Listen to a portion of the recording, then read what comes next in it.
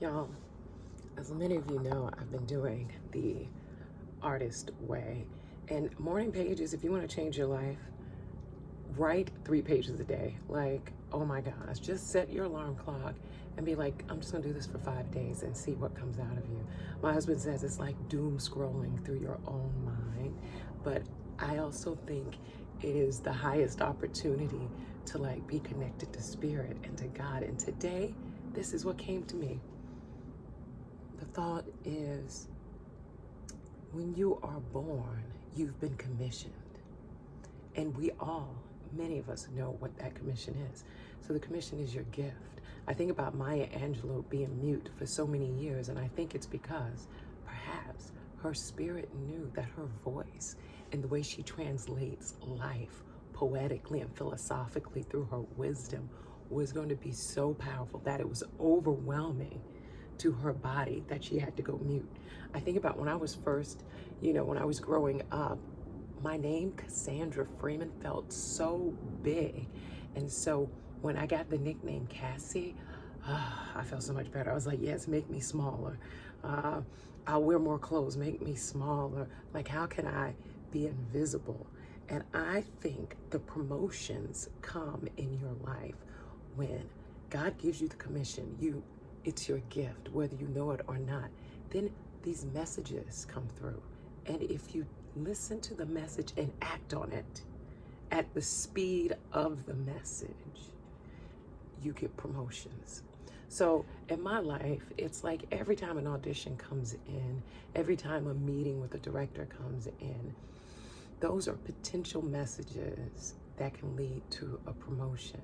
But what makes this industry so difficult on so many is that you have to keep showing up, even if so many people have said no.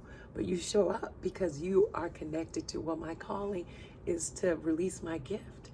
And for that person who needs my gift, it's an easy yes. I'm here for the easy yeses. It's not up for me to judge who will be that yes. So I'm just meant to show up. I also think that your promotions come in life from God. These are promotions from God. I'm not talking about promotions from man.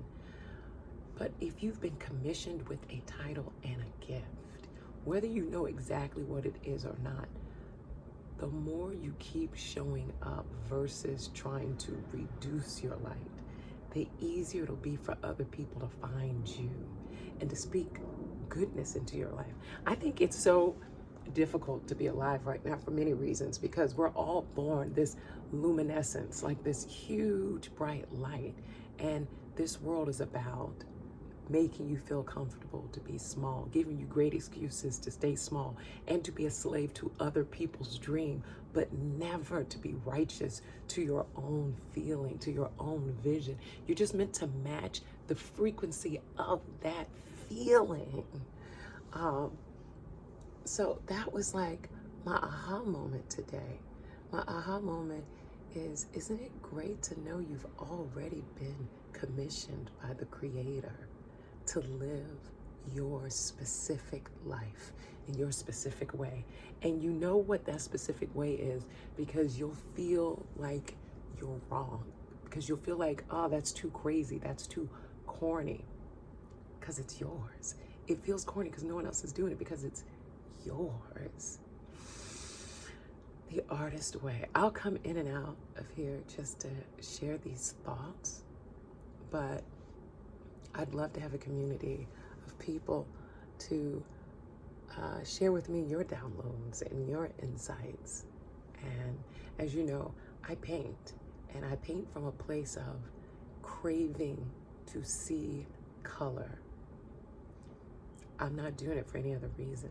And I think people get caught up thinking you can only be creative if you get paid for it or recognized for it. You're doing art for the same reason why I'm saying writing 3 pages a day is great.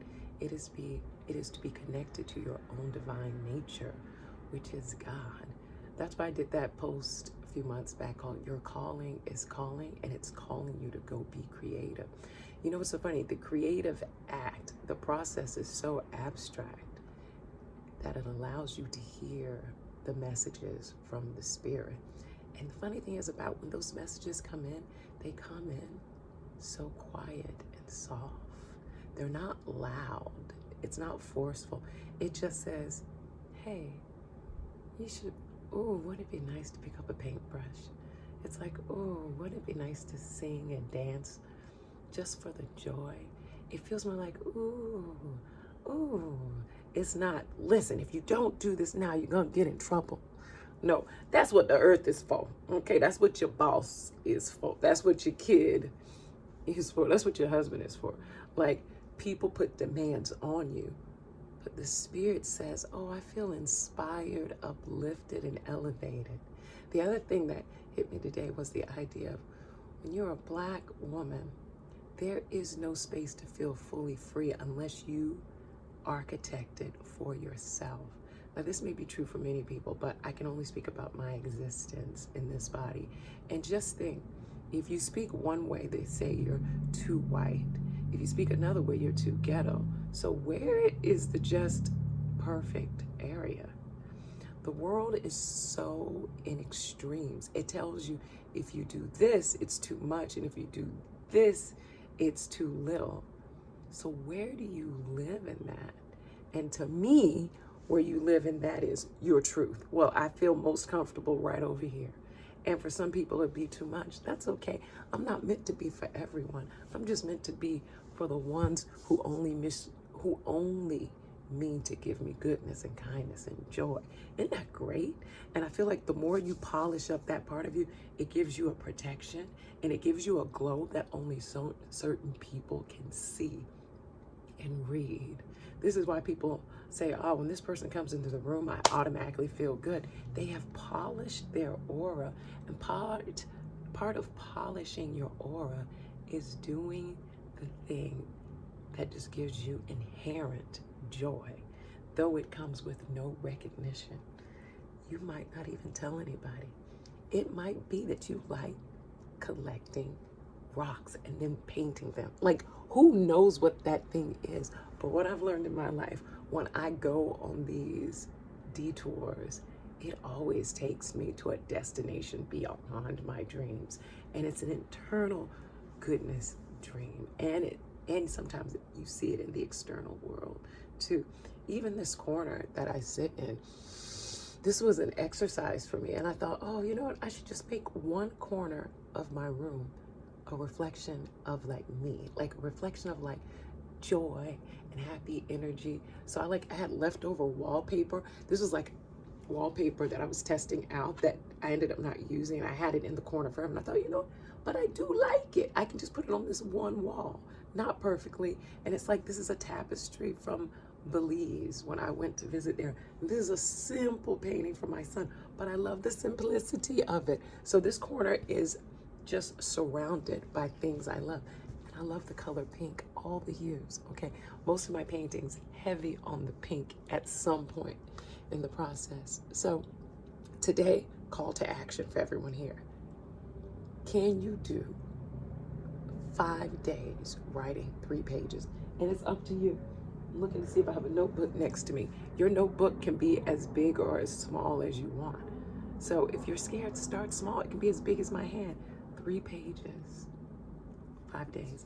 And the second thing is, can you create a corner in the home you live in, the space you have, just one corner, and make it your own?